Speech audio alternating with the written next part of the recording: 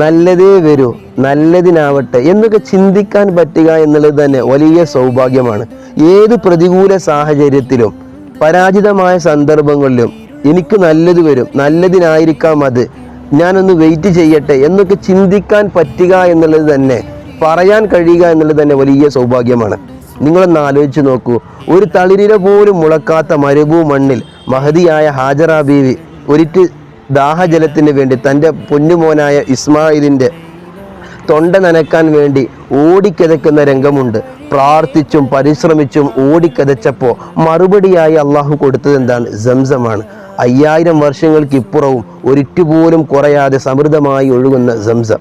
നിങ്ങൾ പണിയെടുക്കാൻ തയ്യാറാണെങ്കിൽ, നമ്മൾ പരിശ്രമിക്കാനും പ്രാർത്ഥിക്കാനും തയ്യാറാണെങ്കിൽ, മറുപടി തരാതിരിക്കാൻ, പ്രാർത്ഥനയ്ക്ക് ഉത്തരം തരാതിരിക്കാൻ നമ്മുടെ പ്രിയപ്പെട്ട പടച്ചവന് കഴിയൂല.